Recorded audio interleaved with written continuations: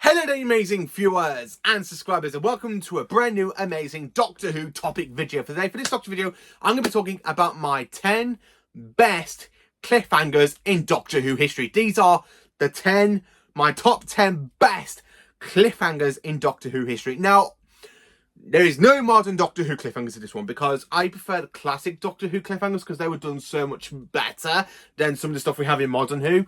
I mean, I'm sorry to say that, but I really prefer classic Doctor Who over to modern. I mean, can you not tell by my fantastic VHS collection and the bit of the figures where my DVDs are behind the figures? So, I want to talk about my top 10 best cliffhangers in Doctor Who history. Now, unfortunately, a lot of episodes have got so many iconic cliffhangers, but I had to change to this because when I wrote this 3 days ago, it went over to 50. There was literally 50 cliffhangers I absolutely flipping love. So for me to try and do my top 10 best cliffhangers, 40 of those had to be missed. And I'm sorry to say that, but 40 of those actually did have to cut the credit. And of course, half of those were the Fourth Doctors. I mean, Tom Baker has got so many iconic cliffhangers. I absolutely love every single one of his cliffhangers. But they all had to miss out this list because I tried to make it into a top 10. And of course, when I was trying to take stories out, I'm like, oh no, I quite enjoy this cliffhanger. Oh no, I love that cliffhanger a lot more. And I'm sorry to say that, but there is no Tom Baker cliffhangers in this video because it literally went over to 50 and I had to cut 40 of those to try and make this video into my top 10, where it originally was going to be my top 10, but it literally spilled over to 50, my top 50 Doctor Who cliffhangers. But I had to cut it down to 10, and I'm sorry to say that. But unfortunately, I'll probably do another part 2 type video of another top 10 another top 10 Doctor Who cliffhangers in Doctor Who history, or, So, are you sitting comfortably? Good, and I will begin. So, in number 10, we have the Dalek Invasion of Earth cliffhanger to part 1. Now, I absolutely love the Dalek Invasion of Earth, but I love this cliffhanger so much because I love the fact we got the Doctor and Ian being cornered by the Robo-Men, and when they're literally planning to dive into the water, and when they're about to turn, boom, out comes a Dalek from the Thames. And the music really does help here. I mean, I just absolutely flipping love that scene. When I give the word, turn and dive in the water. Now! I really love that cliffhanger. Absolutely brilliant. I mean, I would have loved to sing this back in 1964. If I ever have a time machine, I would travel back in time to every single episode of Doctor Who airing, going all the way back to the Unearthly Child, so that way I can watch over 60 years worth of Doctor Who, including the missing episodes, if I ever have a fantastic, or if I ever do get a time machine. I'll probably go back and rewatch every single episode of Doctor Who, including the missing stories. But I really love this one. Absolutely brilliant. Absolutely fantastic. Number 9. And for number 9, I struggled to pick my number 9 because so many stories had to be cut. So in 9th place, I had to put The Three Doctors Part 2. Now, I love Part 2's cliffhanger more than the Part 3 cliffhanger with the Doctor battling Omega. But Part 2, it really makes me laugh a little bit, where the Doctor turns off the force field and, of course, letting the gel blobby thing take the Doctor, the TARDIS, into Omega's black hole. But instead of it being like properly, you just see the TARDIS transmitted, the Doctor accidentally takes the Unit HQ building with him into the black hole, into basically the Omega's black hole. I absolutely love that. Doctor, if you turn that force field off, that thing up there could get in the TARDIS. Precisely. Hold on tight. Boom. And I really love the way how the unit regulars literally just react to the unit building kind of just vanishing, and you just see that little bit of that cliffhanger with the unit HQ falling into the black hole. I love that cliffhanger. So much good, but I had to pick my best one. Number 8. I had to pick the cliffhanger to part 1 of Resurrection of the Daleks, the 4-part version. Now, there is 2 versions of Resurrection of the Daleks. You've got the 4-part version or the 2-part version, because they tried doing the 45-minute time slot that would be for season 22 with this story. I had to pick the part 1 of the 4-part version because I absolutely love it, even though it's no cliffhanger. It's supposed not to be, but I actually do quite enjoy it, where the Dalek just basically appears and you got the Doctor talking, saying, please don't harm her. She's a friend. I'm sorry, Doctor. Look! What is it? A Dalek. take cover. And you just got the Dalek screaming, exterminate, exterminate into the end credits. Brilliant. I really do love that cliffhanger. Fantastic. Absolutely fantastic for number 8. Number 7. I had to, again, for number 7, I had to pick part 1 of a fantastic story. And again, so many stories did kind of miss out in the top 10 because I literally did the top 50. It was supposed to be a top 10, but it went over to 15. So in number 7, we have part 1 to Vengeance on Varos. So really in this story, the Doctor is basically running around the prison dome, and of course he ends up being tricked, thinking he's in a deserted sort of desert. And of course this is the cliffhanger to it, where really you just see the Doctor kind of struggling, and then he's there and he literally goes, and I just love that the person that playing that, the captain, goes, and cut it now. I really just love that cliffhanger. So it makes you think, oh my god, the Doctor's dead. What, are we going to have a new regeneration of the Doctor? I would have loved to see this back in 1985 with this cliffhanger when they literally say, and cut it now. I really think that would have been perfect. I would love to see this, but because I've watched it through VHS, DVD and Blu-ray, well, mainly DVD and Blu-ray, I haven't watched it on VHS yet, but that is the plan. I really do love this cliffhanger. It's brilliant, and it's the only cliffhanger I do really like for Colin Baker's Doctor. Out of Colin Baker's era, it's the only one I think is absolutely perfect for Colin Baker, because I just think with the Doctor kind of being physically put into his mind that he's in a desert, he's not going to survive, he needs to find water, and you got the hologram of Perry time drink Doctor, and basically he just collapsed with thirst and he kind of dies. It just, again, it's just such a good cliffhanger, and I really do enjoy it. Number 6. So in 6th place, I had to put a fantastic cliffhanger to a very first part of a 4-part story, and it is part 1 to Remembrance, the Daleks. Now, again, this one is absolutely brilliant because the Doctor messes around with the Daleks time corridor sort of thing, where he's basically messing around with the Daleks teleport control. And of course, they got a Dalek sitting there waiting for him. And then, of course, when the Doctor and Ace are there talking, he says, it's the Daleks only even operating in case anything happens to these, and that will be another Dalek. Yes, I just love how Sylvester McCoy really captures that horror moment when he realises a Dalek's going to be there. And then, of course, you got the Dalek literally coming out of where it was hiding and saying, stay where you are, do not move. And this is the very first time we actually see a Dalek kind of hover for the very first time. And you got the literally screaming at the Doctor saying, you are the Doctor, you are the enemy of the Daleks, you will be exterminated, exterminate, exterminate. I just love that cliffhanger. And of course, when you got the headmaster kind of hitting eggs in the stomach and knocking it to the ground, brilliant. So yeah, I do really love this cliffhanger, and it's in 6th place.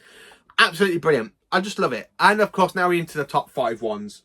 So in 5th place, I had to put Doctor Who, The Sea Devils Part 3 cliffhanger. Now, the reason I had to put this one is because I just absolutely love the sword fight between the Doctor and the Master, where the Doctor's just there and the Master pulls a gun on him and he goes, see you later, and he literally knocks the gun out of his hand by using Aikido, and of course it leads into a sword fight, and the Doctor goes, please don't do that, that's government property. I really love the sword fight between the Doctor and the Master, and the Doctor basically kicking the Master over the table, stealing a sandwich, and the Master goes, enjoy your last meal, Doctor. And of course they carry on back with the sword fight, and literally at the end of the cliffhanger, the Master literally picks up a knife and about to throw it at the Doctor, but that's where the cliffhanger ends. I really love this sword fight. It's absolutely brilliant. It's absolutely fantastic. I just can't get enough of it. Now, for the Sea Devils, there are so many iconic, basically, cliffhangers for this one. Like, where you got the Sea Devils taking over of the prison and basically the Master being there. I just quite enjoy it. I really do quite enjoy this episode. Absolutely brilliant. Number 4, I had to put this one in 4th place because it is just so good. It is part 9 of the War Games. Now, the reason I had to put this cliffhanger basically in 4th place is because it shows how menacing the Time Lords can be. And this is the very first time the Time Lords are introduced into Doctor Who. And basically they're kind of putting this force field barrier and making the Doctor, Jamie and Zoe run to the TARDIS very, very in slow motion, because the Time Lords are after the Doctor because they basically want to put the Doctor on trial for his crimes and interfering in other people's planets and affairs. So you kind of got that fantastic shot with the Doctor, Jamie and Zoe kind of running to the TARDIS in slow motion. The Doctor's trying to get to the key. Again, it feels so dramatic and it feels so menacing that this is the Time Lords that we first introduced before they go into the less into weak characters.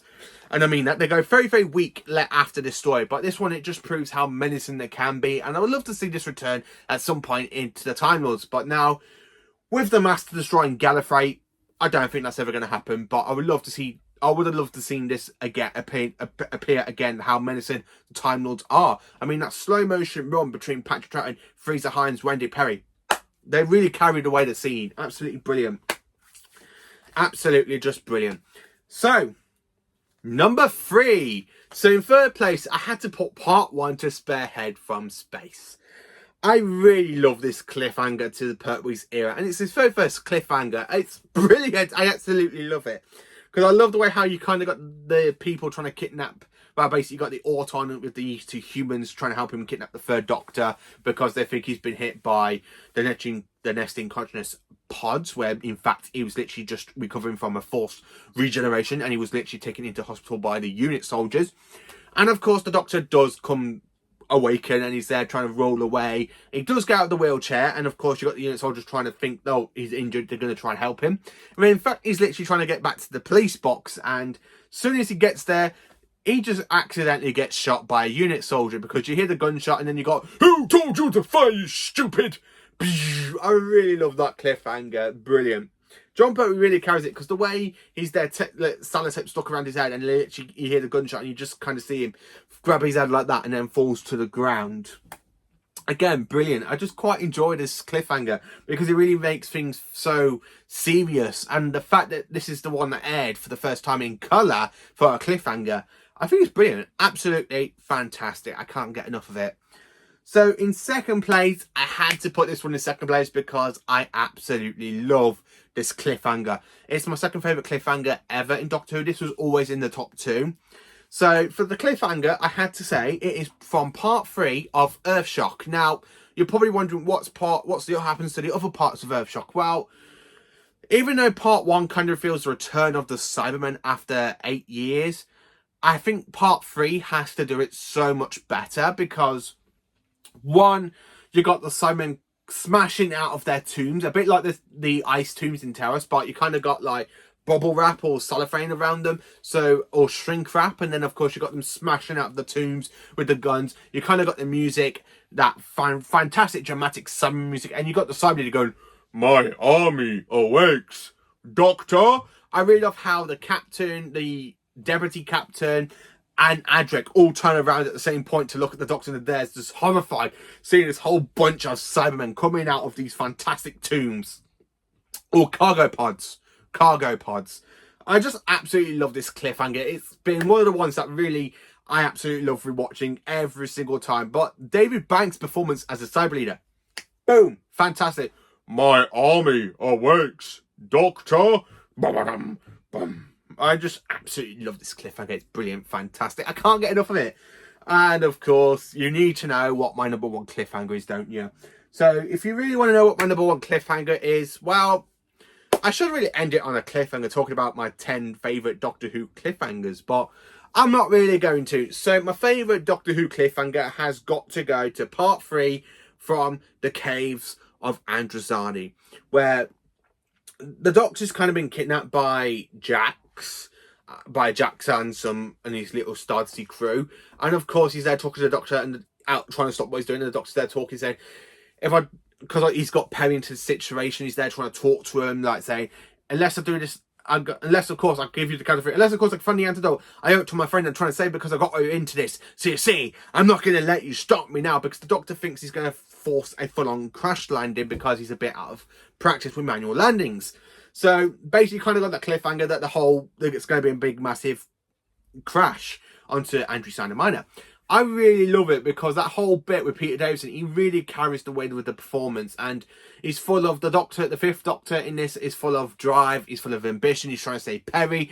But this cliffhanger, brilliant. It really makes you want to know what happens into part 4. And of course, this episode, well, part 4 turned 40 years old only yesterday.